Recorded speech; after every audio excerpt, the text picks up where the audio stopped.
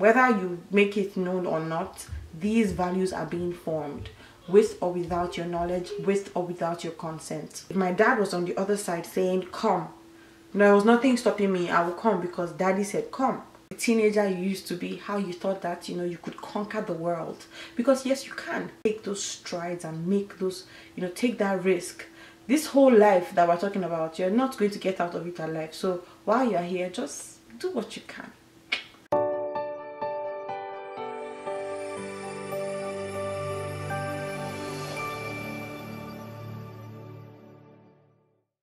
Hi guys, welcome to Life and Living with Slade. On today's episode of Faith Friday, I'm going to be going off of the last episode, and if you haven't seen the last episode, I'll put a link above. Today I'm going to be talking about stage 1, the dependent stage. To be dependent means you need someone or something for help, for care, for support. When a child is born, that child is dependent on his or her parents or guardians or caregivers, primary caregivers. From birth, the child cannot do anything for himself or herself. The only thing they can do is feed and poop and sleep. So somebody has to be there to make sure that they are eating right. Somebody has to be responsible. I believe that every child is born into this beautiful world with a clean slate.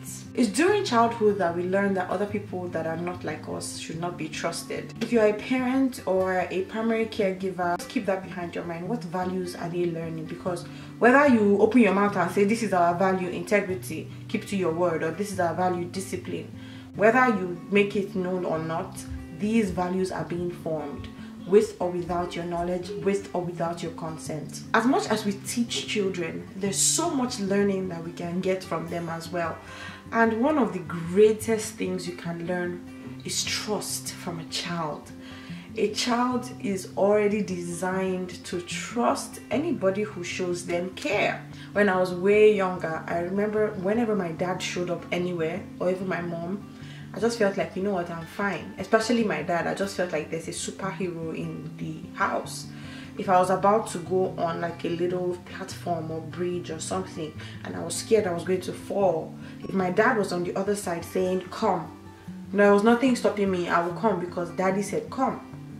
So as Christians, let's learn to trust God. If God is involved, there's nothing to be worried about. If God shows up into the room, just know that daddy got it. The next thing I want to talk about in this stage of being dependent is being a youth. In terms of being a youth, the first thing I want to talk about is the idea of being immortal. A lot of young people in their teens believe that they are immortal, and that is why they can try or do anything without being scared. At this stage, their parents or other adults think they're foolish. I know a lot of teenagers who did not become rebellious because they were in their teenage years. I believe it has to do a lot with, godly parenting. The second thing about being a youth and being dependent on, your parents is that a lot of youth and teenagers feel they are invincible. They become very bold, very brave, and then you hear all the craziest things. When a 15-16-year-old boy comes to you and says, Auntie, I have the greatest idea in the world. I'm going to do this, I'm going to do, and you're thinking from your own adult mind, and I'm not going to start talking about being an adult because that's another stage for another day. You're thinking, this little boy is crazy, I've been there, done that. And rather than, allowing them to explore that immortality or invincibility, you're just limiting them and they just want to explode. I think that's something you should learn from the youth you used to be, or the teenager you used to be, how you thought that you could conquer the world. Because yes, you can. I don't know why people grow up into their adult life stage too, when they start to become independent, and all those things they thought they could do, all those braveness and boldness just suddenly starts to diminish. It shouldn't. It's not all boldness that is wrong. It's not all boldness that is bad. It's not all bravery that is wrong. It's not all bravery that is bad. So once you get older, now that you know better, use those things to your advantage and be able to take those strides and make those, take that risk. This whole life that we're talking about, you're not going to get out of it alive. So while you're here, just do what you can. That's all I have on stage 1. I talked about childhood, I talked about being a youth, and in all these stages you are still dependent, And it gets to a point where towards the end of being dependent, you just want to get out and become independent. Next week I'm going to be talking about stage 2, which is becoming independent. I look forward to sharing my thoughts with you guys. Have a beautiful weekend and a great week ahead of you. If you haven't subscribed to this channel, please hit the subscribe button and thumbs up this video if you enjoyed it.